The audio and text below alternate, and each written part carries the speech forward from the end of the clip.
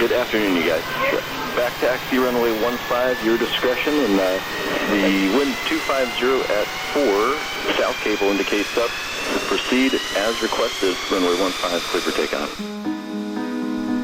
Welcome to the 158th Fighter Wing, the first Air National Guard wing to receive the F-35A Lightning II. We, the Green Mountain Boys, have faced and overcome many challenges on our road to combat readiness. From construction, to conversion, to pandemic. We improved the unit, we managed our resources, we led our people, and we executed the mission. This is our story. Our conversion journey began in 2017 with the start of various construction projects that would impact the wing over the coming 5 years. The first construction contract during our conversion was the replacement of the aircraft parking ramp on both Delta and Foxtrot taxiways. This $39 million multi-phase project increased both taxiways to 75-foot widths, increasing the apron allowable loads for heavy aircraft that would accommodate all aircraft in the Air Force inventory and conform to the Unified Facilities criteria. This construction project alone eliminated our ability to continue routine F-16 flying operations on our military base. We had to find a solution that would allow flying operations to continue and not hinder the operations of the nearby Burlington International Airport and the shared main runway. In what became known as VTing West, a small parking ramp on the civilian side of the airport provided a solution and became home to the diminishing F-16 fleet in late 2017. During the operational move of the F-16s to VTing West, airmen saw various challenges, including providing electrical and communications hookups in temporary facilities, navigating airport security restrictions, managing fuel deliveries, and finding adequate workspace for those who were displaced. In addition to the ongoing operations at VTing West, a temporary hangar was erected on base to accommodate routine F-16 maintenance. In total, 12 buildings at the 158th Fighter Wing were impacted by a $76 million multi-phase refurbishment plan. The loss of hangars and facilities during these construction projects ultimately displaced more than 400 airmen. From the operations group taking over the dining facility to the weapons shop being moved into the installation deployment building, all available space was retrofitted towards mission support for our F-16 flying operations. Finally, on a bittersweet day in April 2019, after 34 years of successful flying operations with the F-16, the final 4 jets departed Vermont in a ceremony attended by thousands of military and civilian partners.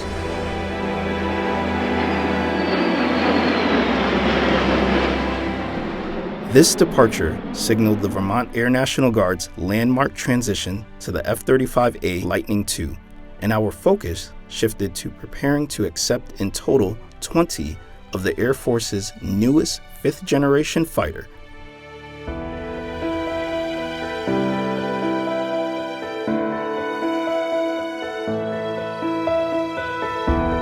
F-16 parts and equipment, now no longer part of the wing's mission, were inventoried and prepared for shipment.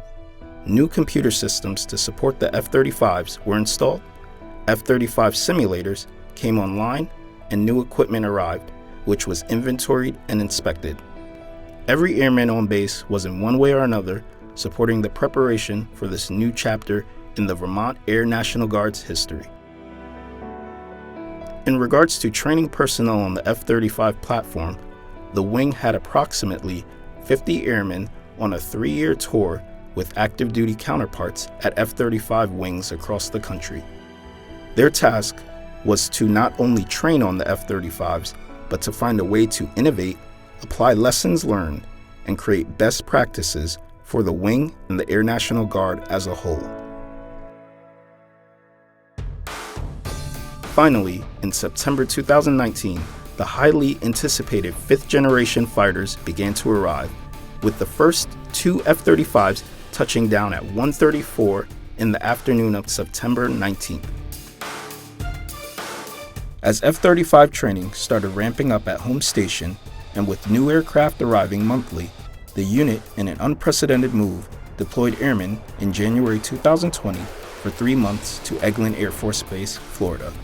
Only 4 months after the first aircraft arrival, flying operations would be split between home station and a deployment termed as Southern Lightning in order to refine skills and build experience with the new fighters.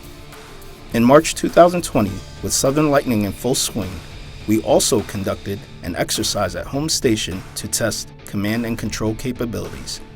This carefully orchestrated exercise was designed to challenge decision-making processes and communication flow that has not been tasked in many years.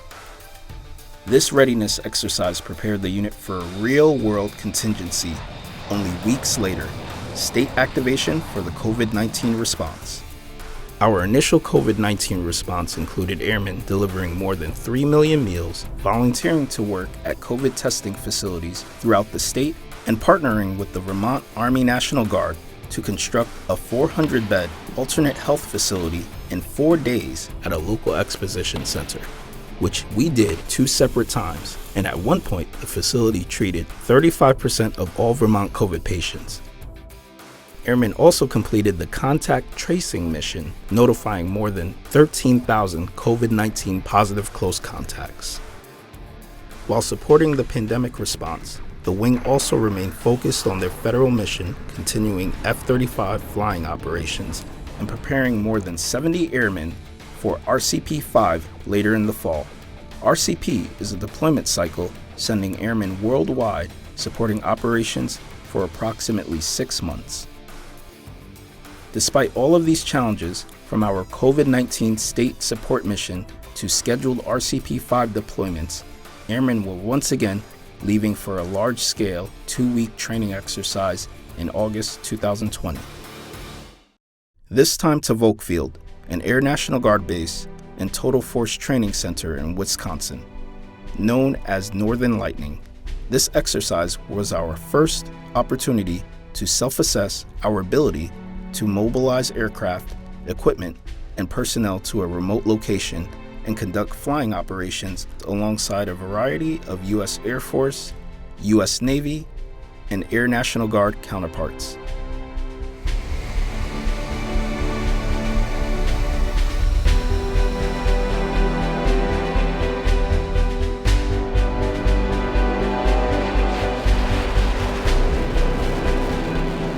By January 2021, the 158th Fighter Wing deployed again, this time to Tyndall Air Force Base, Florida, to participate in the Weapon System Evaluation Program, moving us closer to becoming a combat-ready fighter wing, with an anticipated end of conversion with the F-35s in late 2021.